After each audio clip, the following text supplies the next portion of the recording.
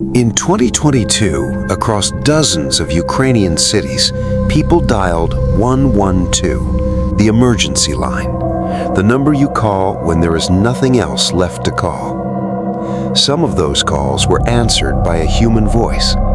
Some were answered by silence. Some were never answered at all. This is what we found. The number 112 exists for one reason. You dial it when time has run out for every other option. In Ukraine, the 112 system, the Unified Emergency Dispatch Network, was designed to route calls to police, fire, and medical services simultaneously. A single number, a single point of contact between a person in crisis and the state meant to protect them.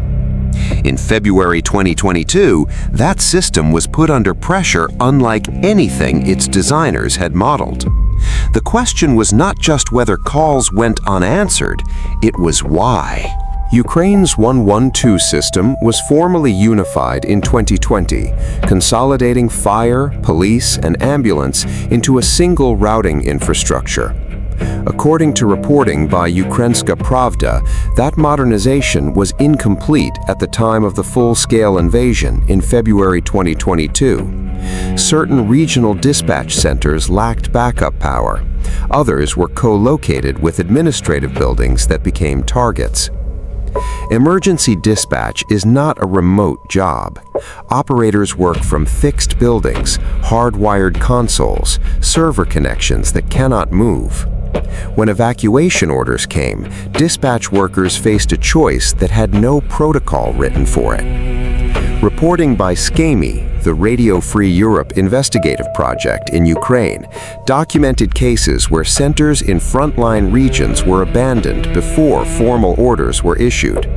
Calls to 112 in those areas received automated responses or no response at all, for periods ranging from hours to longer. Other operators remained at their stations under active shelling.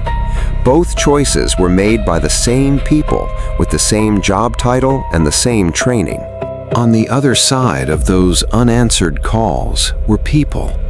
Medical emergencies that existed before February 24th did not pause.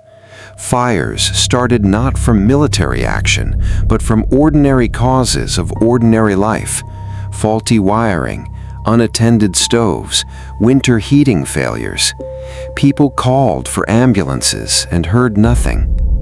In reporting compiled by Human Rights Watch and other organizations monitoring the humanitarian situation in Ukraine, the collapse or degradation of emergency services in certain areas was identified as a compounding crisis.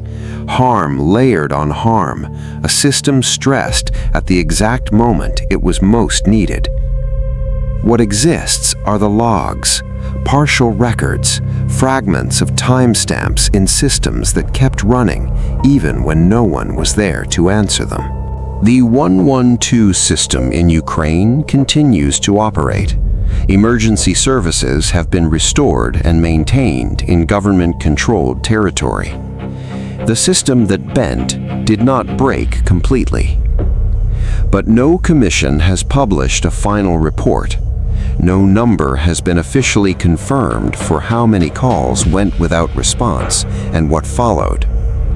Ukrainian civil society organizations submitted formal requests for data on 112 response rates during those early days.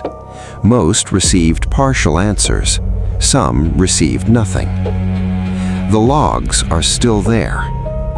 Each unanswered call in those records represents a moment, a person who dialed and waited, who may not have known in that moment whether the silence on the line was technical or something else entirely. The system was designed so that when you call, someone answers. For a period of time, the system failed its own design. The question is whether anyone will ever read what it recorded.